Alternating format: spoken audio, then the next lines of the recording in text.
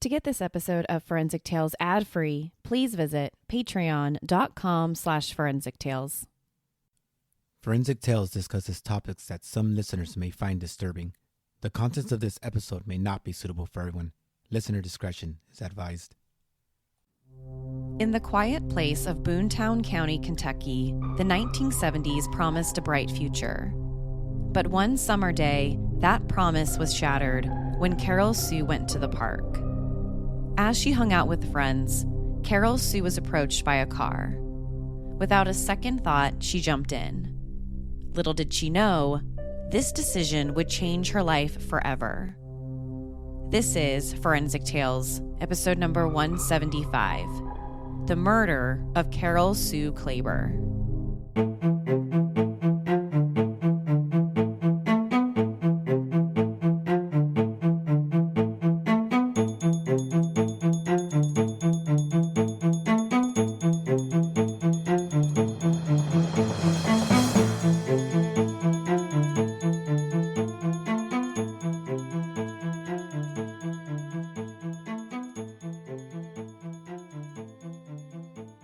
Welcome to Forensic Tales. I'm your host, Courtney Fretwell Areola.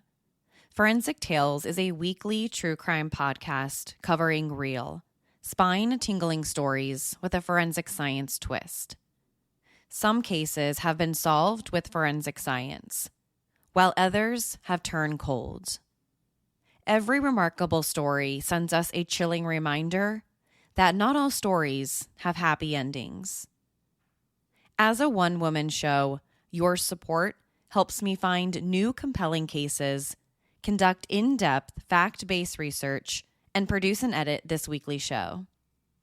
As a thank you for supporting the show, you'll get early ad-free access to weekly episodes, shout-outs in episodes, priority on case suggestions, and access to weekly bonus episodes. Before we get to the episode, we have 4 new patrons of the show that I want to thank. Thank you so much to Donald G., Rusty E., Lauren C., and Francis S. To support Forensic Tales, please visit patreon.com/Forensic Tales or simply click the link in the show notes. You can also support the show by leaving a positive rating with a review. Now, let's get to this week's episode. On June 4th, 1976, 16-year-old Carol Sue Klaber was last seen leaving her parents' home in Boone County, Kentucky. After Carol dropped her bike off at her parents' house, she was seen getting into a car with a man with sandy blonde hair. The man might have been driving a Chevy Monte Carlo, or it might have been a Pontiac Grand Prix.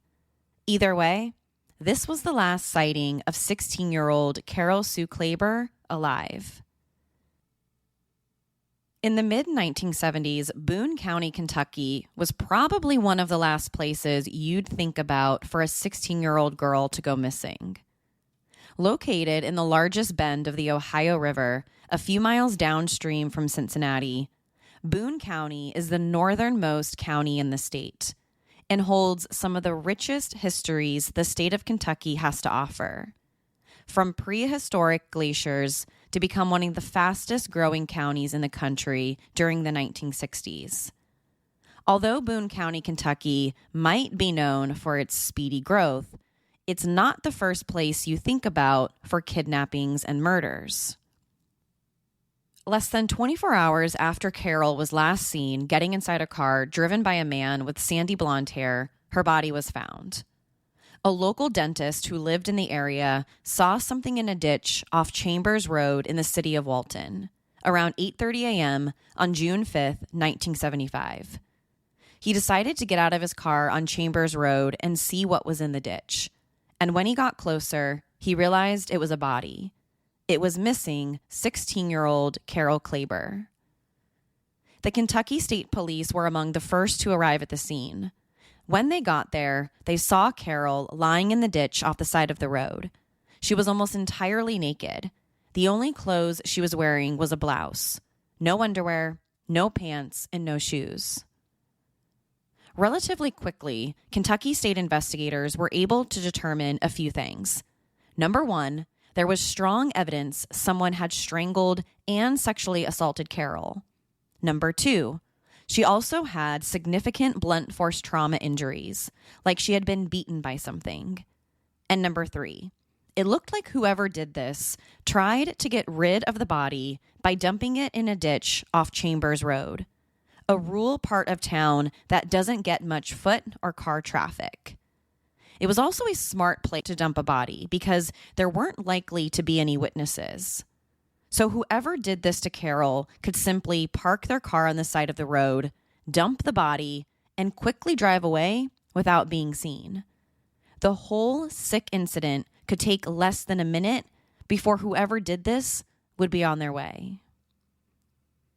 Not long after Kentucky State Police officers arrived at Chambers Road, they transported Carol's body to the medical examiner's office for an autopsy.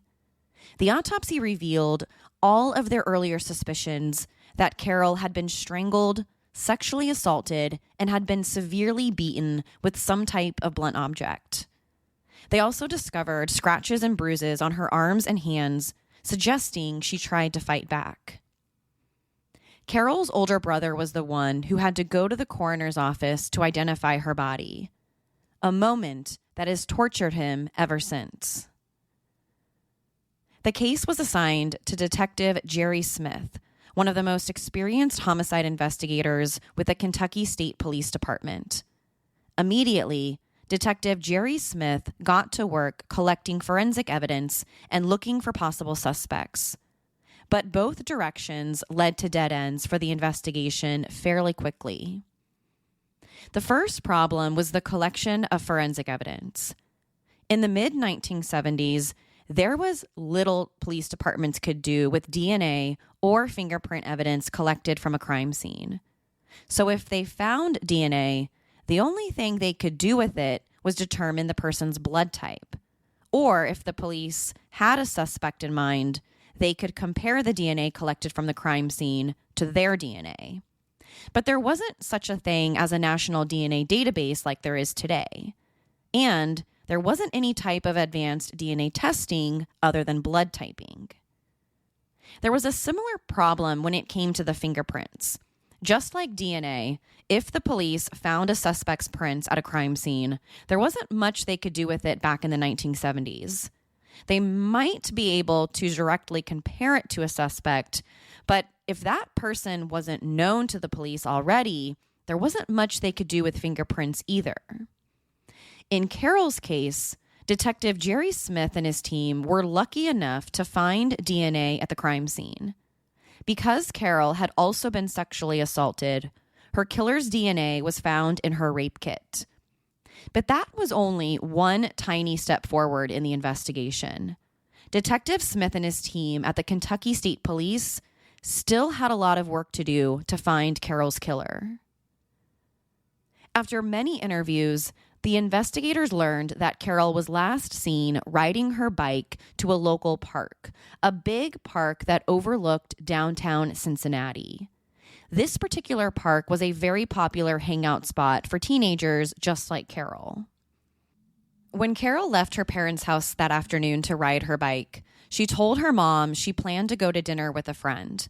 But she didn't tell her mom exactly who this friend was. All she said was that she was going to go to dinner with someone. Other than that, witnesses at the park saw her get into a car driven by a man with what they described as having sandy blonde hair. They said the driver pulled up in his car and parked next to Carol at the park. They saw Carol and the man talking for about a minute, then she got inside. Other than that, the witnesses couldn't get a good look at the driver besides noticing his hair color. They also didn't get a clear look at the car. Some witnesses said it was a Chevrolet Monte Carlo, but others said it looked more like a Pontiac Grand Prix. So without a specific vehicle to look for, the investigators were basically at a dead end. They only knew that Carol had gotten into a car with some guy, but no one was sure what the car was or where it was headed. And none of Carol's friends knew anything about what she might have been going to do that day. She hadn't mentioned meeting up with any guy with sandy blonde hair that afternoon. The next step for detectives was to figure out if someone in Carol's life might have wanted to harm her. Did she have an ex-boyfriend who could have done this? Did she have any known enemies around school? Was there anyone in her life that could have done this? The biggest clue that Carol might have known her killer came from the eyewitnesses who saw her get into the car at the park that day.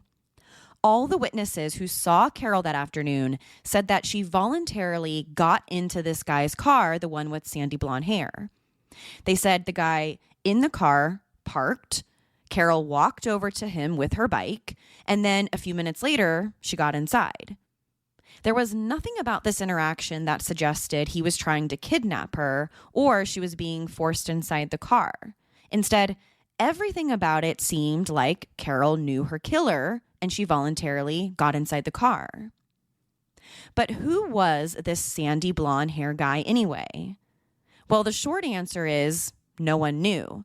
Carol didn't have any ex-boyfriends who matched that physical description. None of the witnesses at the park said they recognized the guy, and Carol's own mother didn't know who she was planning to have dinner with that night. All she said before she left the house around 5:00 p.m. was that she was planning to go out with some friends and have dinner. That was it. In the mid-1970s in Boone County, it was common for kids just like Carol to ride their bikes without a care in the world. They left their house without telling their parents much about what they were planning to do or who they were planning to hang out with. Teenagers like Carol didn't really have a care in the world. Why would they? Violent crimes like rape and murder just didn't happen in a place like Boone County. So Carol and her parents had nothing to worry about when she said she was leaving that night to have dinner with some friends.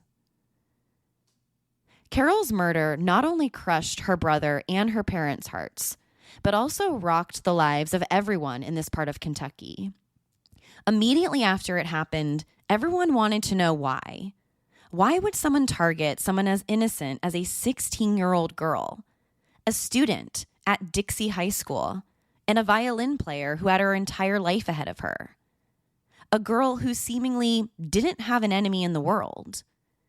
But people also wanted to know who. Who was the guy driving the car Carol was last seen getting inside of? And was he the one responsible?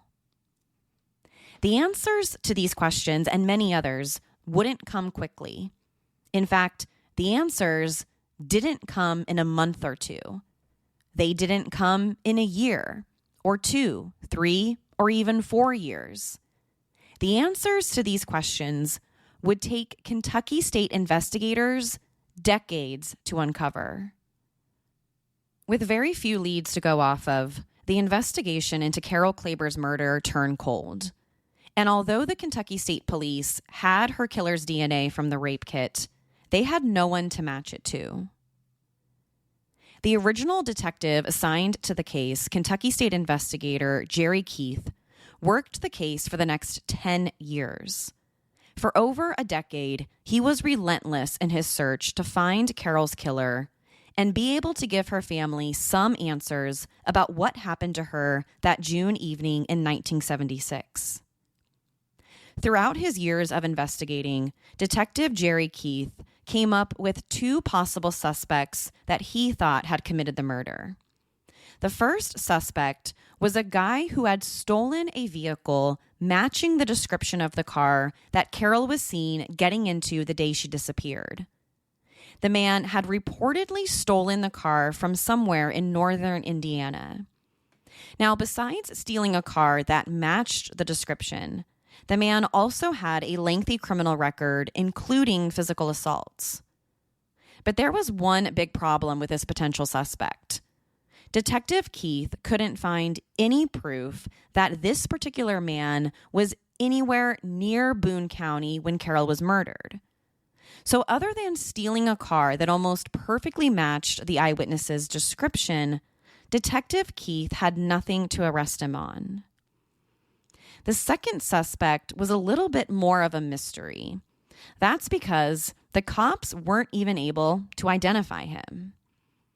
2 years after Carol was killed, another young female was sexually assaulted in October of 1978. The victim had just spent the evening at a nightclub in Covington when a man approached and attacked her from behind in the parking garage right before 2:00 a.m. The victim said the man held her for about 2 hours where she was raped and tortured.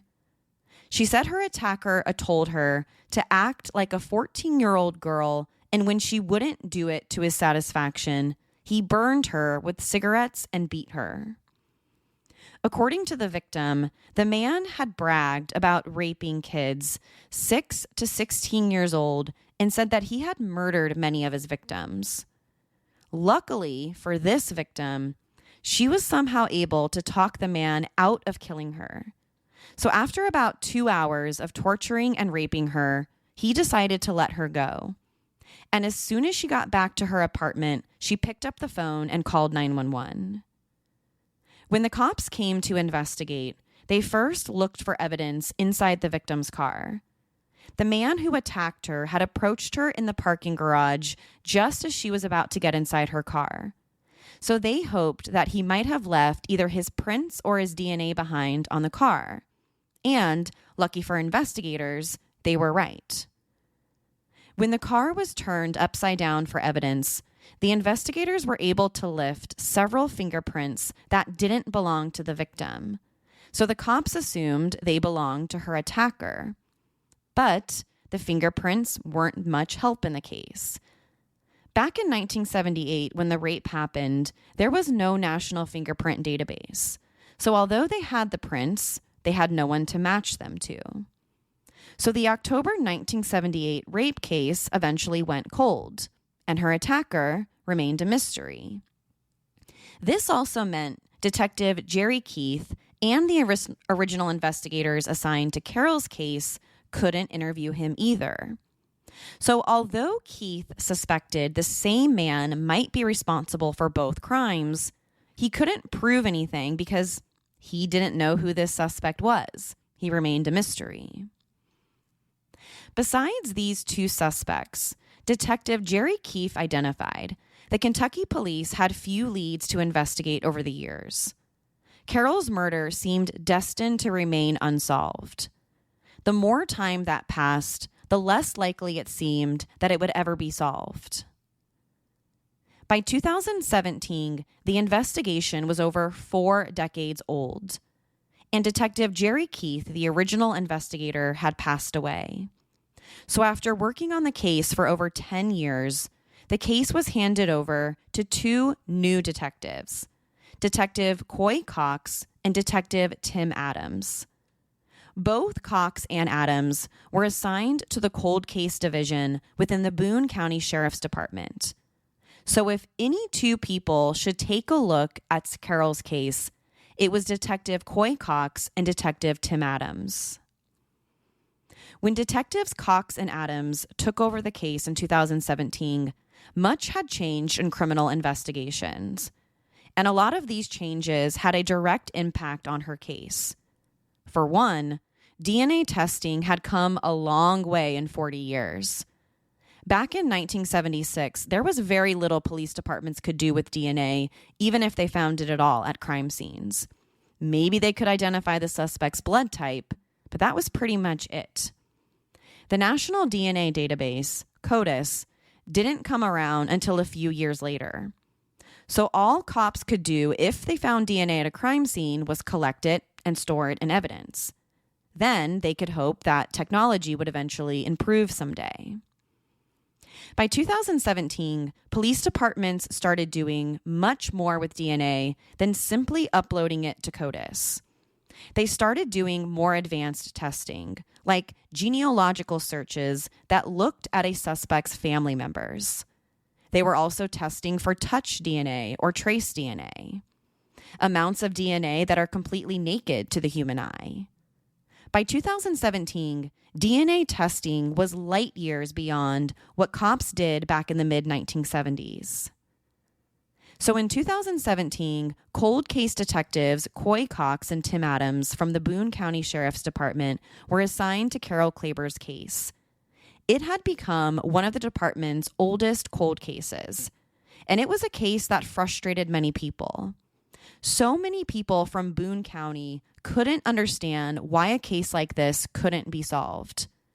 So many people were hopeful that a fresh set of eyes on the case could find something that maybe the original detectives missed, or be able to use more advanced forensic testing. One of the first things Detective Cox and Adams did was try to develop a DNA profile from the DNA collected from Carol's rape kit. Fortunately for them, the original detectives had the foresight to collect the DNA and store it in evidence. The cops in 1976 knew they might not be able to do much with it back then, but they hoped DNA testing would eventually evolve so they could do something with it. And they were spot on. In October 2017, Cox and Adams worked with the Kentucky State Crime Lab to try and develop a DNA profile from the sample. Since the DNA sample was properly collected and stored in evidence, the crime lab was able to create a full profile despite all of the years that had gone by. But Cox and Adams quickly ran into one big problem. Although they finally had a usable DNA profile, they had no one to compare it to. The DNA profile didn't match anyone in CODIS. Next, Cox and Adams looked into the two suspects that the original detective considered.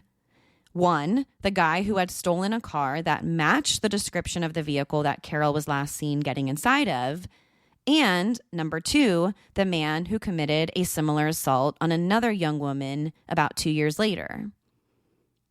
Cox and Adams were able to track down the first man who was now living in Florida, several states away. This was the guy that Detective Jerry Keith said stole a similar-looking vehicle. Detectives Cox and Adams sat down with the man in Florida. The guy admitted that he wasn't the greatest guy in the world when he was younger. He had been in trouble with law enforcement many times over the years. But he was adamant. He claimed that he had nothing to do with Carol's murder. He might have been a criminal, but he wasn't the one responsible for her murder. But Cox and Adams weren't just going to take this man's word for it. So they had him provide a sample of his DNA, and they compared his DNA against the DNA collected from Carol's rape kit. And when the results came back, he wasn't their guy. His DNA didn't match the DNA from the rape kit, so he was officially cleared as a suspect.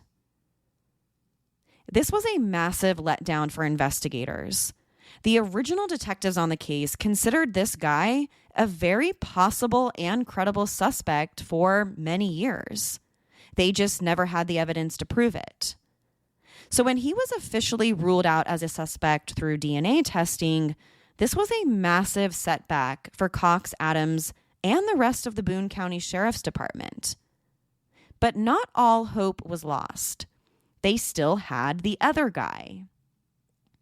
After clearing the guy who stole the car, the next person they looked into was the guy who had committed a similar assault on another young female.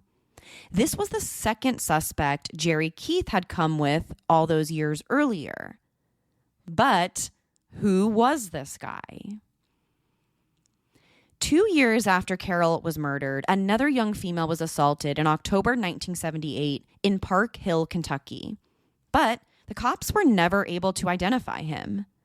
Although they had lifted his fingerprints from the victim's car, they had no matches.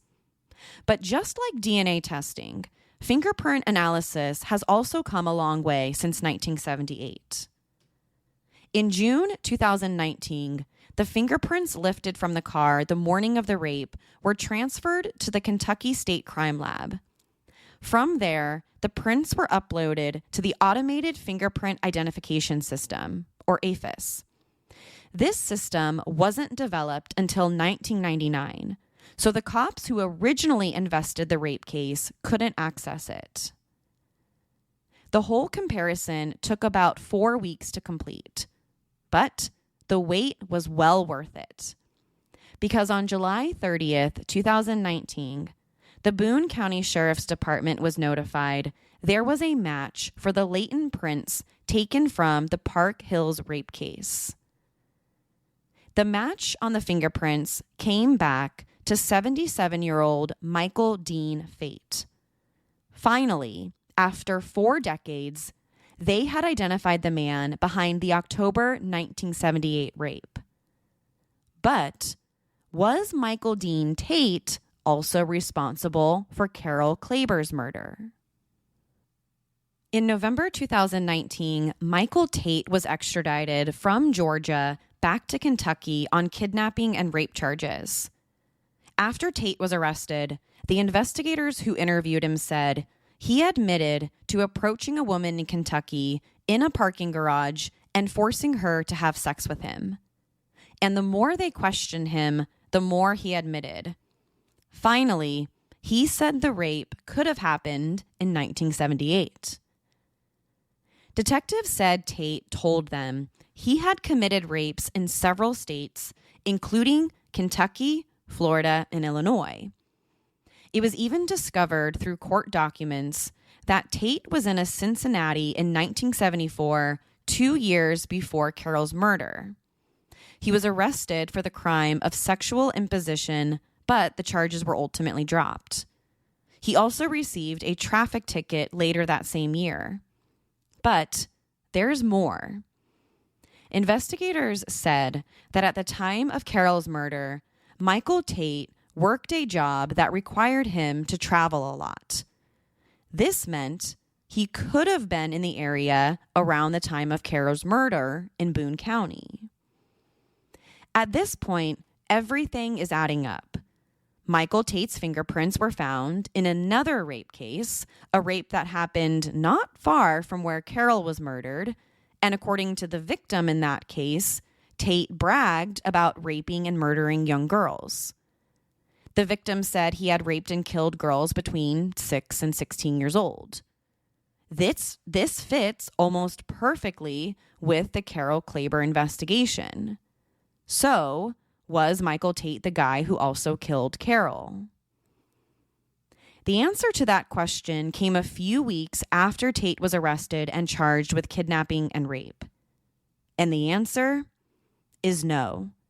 Michael Tate wasn't the guy responsible in Carol's case. His DNA didn't match the DNA from her rape kit. So, although the MO was similar, someone else killed Carol. The discovery that Tate wasn't the guy was another massive letdown for the investigation. The 2 suspects the original detectives considered were both ruled out through DNA. Neither of their DNA matched the DNA from the rape kit. So, although they were once considered good suspects, the forensic evidence suggested otherwise. But this isn't the end of the story. Like detectives Cox and Adams said, sometimes you have to prove who didn't do it to get to the one who did.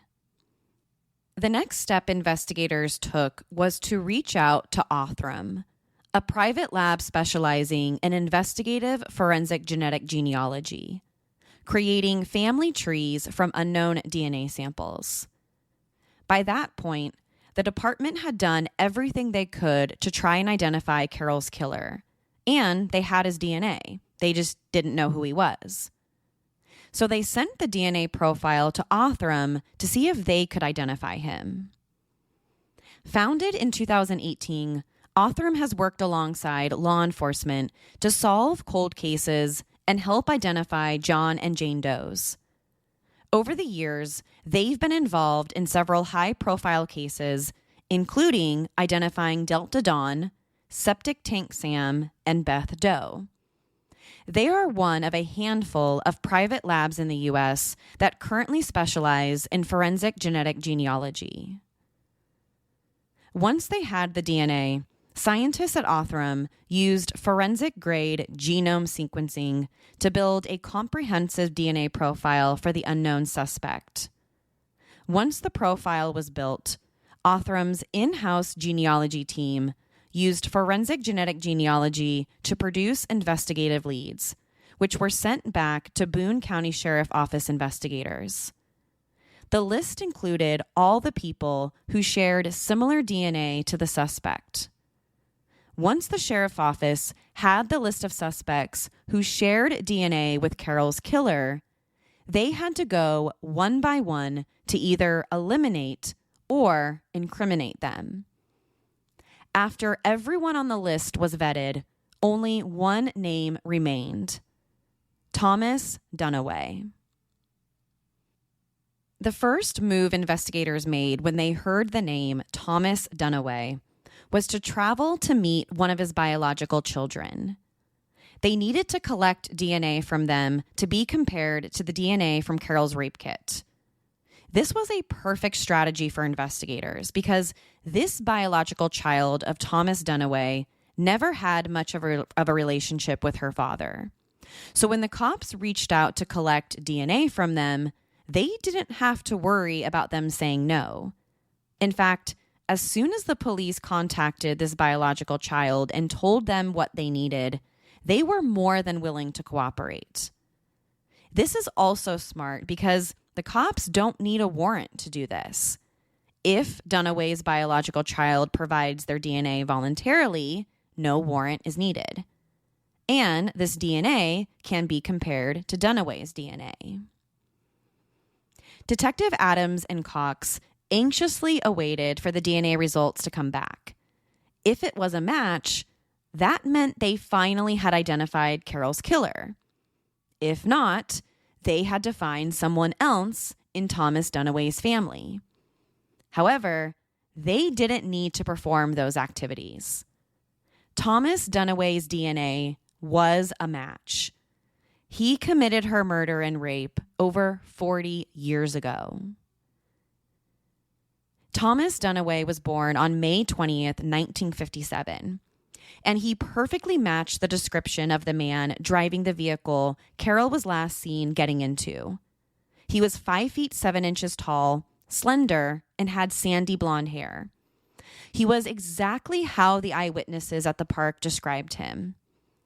He was 19 years old at the time and lived right down the street from Carol's parents' house. But how did Thomas Dunaway get away with assaulting and murdering Carol for so long? Especially since he was no stranger to law enforcement. Thomas Dunaway had been on a 6-month crime spree leading up to Carol's murder and had a pattern of committing crimes and ditching cars while he had been committing crimes. And he was even convicted of murder in another Boone County killing that happened a little more than 6 months after Carol's murder. In December 1976, 19-year-old Ronnie Townsend was found shot several times and died 4 days later on December 21st. Thomas Dunaway was arrested a few days later on December 24th by Jasper County Sheriff's deputies for arson and possession of an illegal firearm. After he was arrested, he eventually confessed to shooting and killing Ronnie Townsend and was sentenced to life in prison. But his time behind bars was short, because just 7.5 years after he was convicted of killing Ronnie Townsend, he was released from prison. Getting complete justice for Carol and her family will be hard. Thomas Dunaway passed away in December 1990 at the age of 33. Investigators say he was only 19 when he raped and killed Carol. And since he's dead, he can no longer be held criminally responsible for Carol's rape and murder. Carol Sue Klaber and 19-year-old Ronnie Townsend were just 2 of Thomas Dunaway's victims. So there's a good chance there might be additional victims out there, and investigators are determined to find out. After DNA tests confirmed his involvement in Carol Klaber's murder, the police exhumed his body so his DNA could be collected and uploaded to CODIS. This will help the authorities determine if he's responsible for more violent crimes. Under Kentucky law, for DNA to be uploaded to CODIS, the sample must come directly from the source. So in this case, DNA had to be collected from Thomas Dunaway himself in order to be uploaded to the system. It can't come from any of his surviving relatives, like his biological children. Once they exhumed his body, they obtained DNA through his bones and teeth. Luckily for investigators, the condition of his body was so well preserved that they could still identify him just by looking at his face. So getting his DNA was no problem. And his DNA is now uploaded to CODIS, so there's still a chance he might be linked to additional crimes in the future. Both Carol and Ronnie were brutally murdered, and their bodies were left in plain view just inches from the roadway. The locations where their bodies were found were less than 6 miles apart, and both were just teenagers who had their entire lives ahead of them. When DNA finally identified Dunaway as Carol's killer, her parents were no longer alive to hear the news. They had passed away several years ago without knowing who murdered their daughter. And Carol's surviving family members are left with a hole in their hearts. Not just because Carol was murdered, but because the man responsible can no longer be held criminally responsible. They might have some closure knowing what happened, but they will never receive justice. It's unclear whether Carol knew her killer or not. Some people speculate she might have, because the eyewitnesses at the park said she voluntarily got inside his car. But because Thomas Dunaway is dead, we might never know if they in fact knew each other or not. Solving Carol Klaber's murder had a huge impact on the entire community. For decades, many people questioned whether this case would ever be solved, and it had become one of the county's oldest cold cases. But through genetic genealogy, investigators were finally able to identify her killer. To share your thoughts on this week's story, be sure to follow the show on Instagram and Facebook. To find out what I think about the case, sign up to become a patron at patreon.com/forensictales. After each episode, I release a bonus episode where I share my personal thoughts and opinions about the case. Don't forget to subscribe to Forensic Tales so you don't miss an episode. We release a new episode every Monday. If you love the show, consider leaving us a positive review or tell friends and family about us. You can also help support the show through Patreon. Thank you so much for joining me this week. Please join me next week. We'll have a brand new case and a brand new story to talk about. Until then, remember, not all stories have happy endings. Forensic Tales is a Rockefeller audio production. The show is written and produced by me, Courtney Fretwell Areola. For a small monthly contribution, you can help create new compelling cases for the show, help fund research, and assist with production and editing costs. For supporting the show, you'll become one of the first to listen to new ad-free episodes and snag exclusive show merchandise not available anywhere else. To learn about how you can support the show, head over to our Patreon page, patreon.com/forensictales, or simply click the support link in the show notes. You can also support the show by leaving a positive review or telling friends and family about us. Forensic Tales is a podcast made possible by our Patreon producers, Tony A., Nicole L., David B., Paula G., Nicole G., Christine B., Karen D., Sherry A., Michael D., Nicola, Robert R., Jerry M., Brian W., James C., and Donald G. If you'd like to become a producer of this show, head over to our Patreon page or send me an email at Courtney@forensictales.com to find out how you can become involved. For a complete list of sources used in this episode, please visit forensictales.com. Thank you so much for listening. I'll see you next week. Until then, remember, not all stories have happy endings.